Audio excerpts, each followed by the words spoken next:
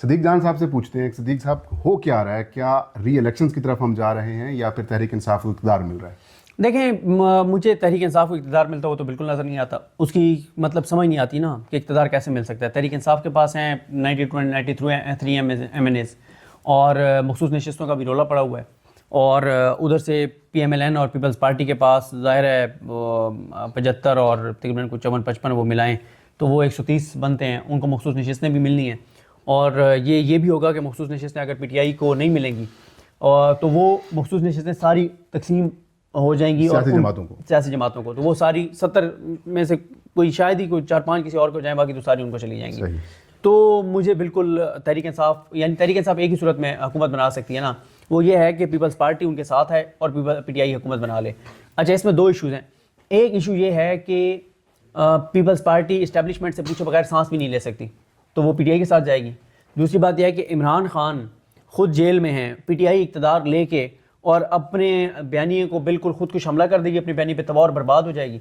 तो मुझे PTI बिल्कुल नज़र नहीं आता कि वो हुकूमत बनाती हुई नज़र आ रही हो। नहीं, अगर कमिश्नर रावलपिंडी साहब की प्रेस कॉन्फ्रेंस देखें तो ऐसा लग रहा है जैसे PTI को मैंडेट वापस मिलने की कोशिश। सर, वो लंबी दिल्ली दूरस्त इतना आसान नहीं है, मिलना है, इसमें कोई शक नहीं है, मिलना है। लेकिन वो ये हो सकता है कि जो ये इस्टेब्लिशमेंट को ब्लैकमेल कर रहे हैं मीर नवाज शरीफ साहब कि जनाब हम नहीं बनाते हुकूमत और ये वो, अगर तो ये फैसला हो गया कि ये नहीं, हमने मतलब री इलेक्शन की तरफ नहीं जाना, तो फिर बड़ी आसानी से PTI को कोई 50-55 सीटें और मिल जाएंगी कन्फर्म, और फिर PTI को अदालत से जो मखसूस नशिस्तें हैं वो भी मिल जाएंगी। ठीक है, तो फिर तो है, अदरवाइज तो ये PTI को नशिस्तें मिलनी है अगर इस असम्बली में नहीं चलना है तो। अदरवाइज जो मुझे प्लान, वही जो मैंने उस पर बात भी की थी, वो प्लान बहुत ज़्यादा है कि री इलेक्शन मतलब इलेक्शन कलअदम हो जाए, और लेकिन उसके लिए काजी फैसल साहब का ऑन बोर्ड होना बहुत ज़रूरी है। तो अब हम ये भी नहीं कहते कि नहीं काजी साहब कैसे इलेक्शन कलअदम कर देंगे, लोगों में कहते हैं आप तो ये भी कहते थे कि वो बल्ला नहीं लेंगे, तो इसलिए हम तो इस काबिल रहे ही नहीं है कि काजी साहब के बारे में हमको बात प्रेडिक्शन कर सकें। तो ये तो बात लोग मानने को तैयार हैं कि अगर हम ये कहेंगे काजी साहब को जो कहा जाएगा वो वही करेंगे, हाँ लोग कहते हैं हाँ ये आप ठीक कह रहे हैं। लेकिन जब हम ये कहते हैं कि नहीं काजी साहब कैसे इलेक्शन कलअदम कर देंगे, तो लोग कहते हैं जाओ यार अपना काम करो, तुम लोग तो ये भी कहते थे कि बल्ला नहीं लेगा। ठीक है, तो पूरे पाकिस्तान कह रहा था बल्ला लेगा, आप कहते थे नहीं लेगा, तो बहरहाल वहाँ भी हम गलत साबित हुए। अच्छा, जो दूसरी बड़ी खबर है वो यही आई है कि कमिश्नर साहब, अब तक जो मीडिया में रिपोर्ट हुआ है कि कमिश्नर साहब डट गए अपने बयान पे। ठीक है, और एक और ये खौफनाक उधर से एक खबर आई है कि उन्होंने तहरीरी तौर पर भी दे दिया कि मैं अपनी बात पर कायम हूँ कि ये हुआ है और सारी चीज़ें। तो खेल जो है वो अगली उसमें चला गया है, और ये बड़ा है इम्पॉर्टेंट है कि उन्होंने रिटर्न भी दे दिया और वो डट गए। तो चीज़ें जहाँ तो ख़राबी की तरफ नहीं है, और इस सारे में चीफ जस्टिस पाकिस्तान जो है वो इस वक्त बड़ी एक वीक विकेट पे आ गए। वो उनकी एक प्रेस कॉन्फ्रेंस गैर मुतवक्के तौर पर सामने आई। ठीक है, इलेक्शन कमीशन का मौक़िफ़ सामने आया, अब उनकी मीटिंग भी चल रही है। चीफ जस्टिस का को प्रेस कॉन्फ्रेंस करनी चाहिए थी, उसकी बॉडी लैंग्वेज को आप किस तरह देखते हैं? नहीं, वो परेशान थे, और क्योंकि मैंने जैसे ही हुआ तो उसके बाद मेरे पास इन्फॉर्मेशन है कि 2 जजेस ने चीफ जस्टिस को अप्रोच किया था, और उसके बाद फिर मीटिंग भी हुई, और ज़ाहिर है उसमें जो ज़राए से आया कि उन्होंने कहा जी सो मोटो नहीं लेना, क्योंकि मैं कहीं अब चेक नहीं कर सका कि उस मीटिंग में क्या हुआ क्या नहीं हुआ।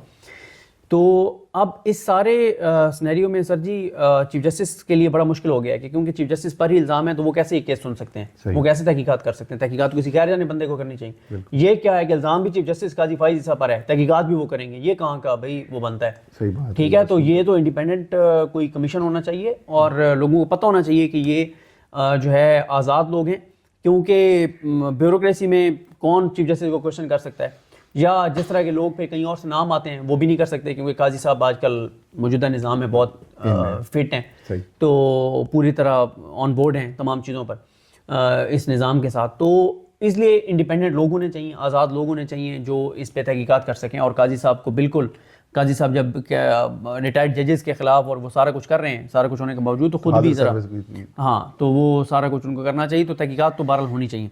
दूसरा यह है कि ये बहरहाल मैंने आपको अर्ज़ किया कि ये इंपॉर्टेंट है कि कमिश्नर जो है वो अपने बयान पे डट गए हैं। उन तमाम तर दबाव, धमकियाँ और करैक्टर असैसिनेशन जो कुछ किया गया वो सारा, वो एक इंटरेस्टिंग चीज़ ये आई है, कमिश्नर रावलपिंडी ने 2 लोगों का नाम लिया, चीफ जस्टिस ऑफ पाकिस्तान का और chief election commissioner Sikandar Sultan Raja का। इसके बाद इन दोनों इदारों की तरफ से वजाहतें भी आईं लेकिन मुस्लिम लीग नून परेशान है, उनकी चीखों पुकार का सिलसिला जारी है। मरियम औरंगज़ेब साहबा ने प्रेस कॉन्फ्रेंस करके तो इमरान खान को तो सरकलम की बात भी कर दी है कि उनको सरकलम कर देना चाहिए था। ये क्या हो रहा है? उनकी करैक्टर असैसिनेशन भी की जा रही है, जो सहाफ़ी उसके ऊपर बोलते हैं उनके खिलाफ तनकीद भी की जा रही है। देखें ये उनके पास और कोई जवाब तो है नहीं, लेकिन जवाब एक ही हो सकता है और वो है फॉर्म 45।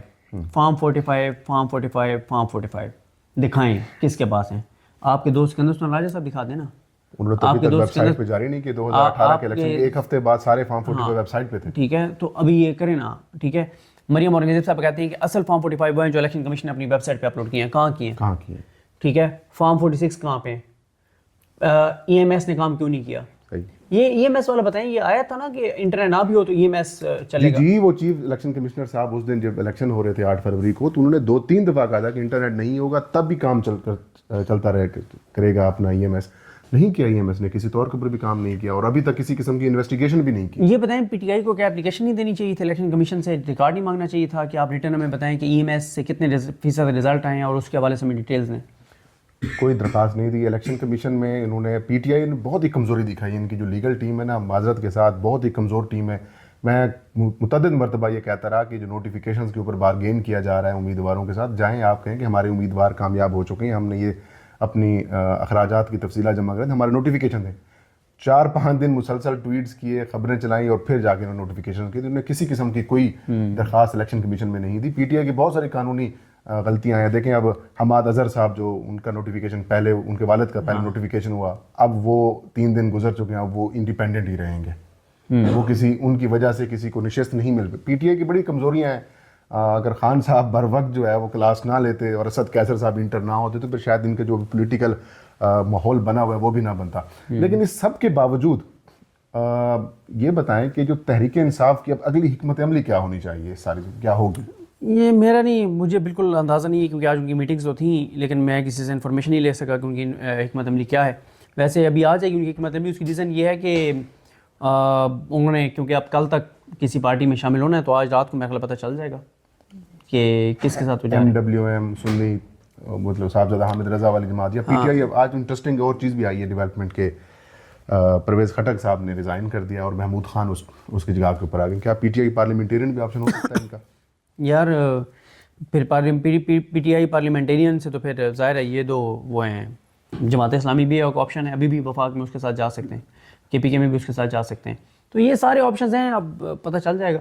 क्योंकि MWM के ऊपर भी पार्टी के अंदर से कोई काफ़ी रेजिस्टेंस थी कुछ लोगों की तरफ से, और उसकी एक वजह ये भी थी कि उन लोगों को ये कहा गया था कि आपने आज़ाद ही रहना है। एक कोशिश ये भी हो रही है कि PTI के मोस्टली लोग आज़ाद रहें। सही, मोस्टली लोग आज़ाद रहें ताकि मतलब हुकूमत बनाने की पोजीशन में ही ना है। नहीं, वो कल को डिफेक्शन क्लॉज उनके ऊपर नहीं लगेगी ना। राइट। ये पाकिस्तान बार काउंसिल ने चीफ इलेक्शन कमिश्नर के रिज़ाइन का एक बार फिर मुतालबा किया। पहले किया था, बाद में वो पीछे हट गए थे। अमूमी तासुर ये है कि पीपल्स पार्टी और मुस्लिम लीग नून प्रो है पाकिस्तान बार काउंसिल। उनकी इस डिमांड को कैसे देखते हैं? नहीं, मैं उस पर उनको डिस्कस करना भी फजूल है। कंप्रोमाइज़ लोग हैं और कोई और उसमें पीछे गेम होगी। उनको आपको डिस्कस भी नहीं करना चाहिए। ऐसे लोग जो है ना, इनको डिस्कस करके भी आप इनको इंपॉर्टेंस देते हैं। इनको पाकिस्तान बार काउंसिल को, सुप्रीम कोर्ट बार जो जिस तरह जिस ग्रुप के पास, इनको डिस्कस भी नहीं करना चाहिए। जिस तरह के ये लोग हैं, कंप्रोमाइज्ड किस्म के, 2 नंबर किस्म के, और नाम ही ना लें उनका सारे अपने। आप कितने % प्रिडिक्ट करते हैं कि अब री इलेक्शन होंगे? सर मैं प्रेडिक्ट नहीं कर सकता क्योंकि कुछ पता नहीं है कि पस पर्दा क्या चल रहा है। जब तक इन्फॉर्मेशन ना हो तो आप क्या कह सकते हैं। बिल्कुल सही। तो बहुत शुक्रिया सदीक भाई।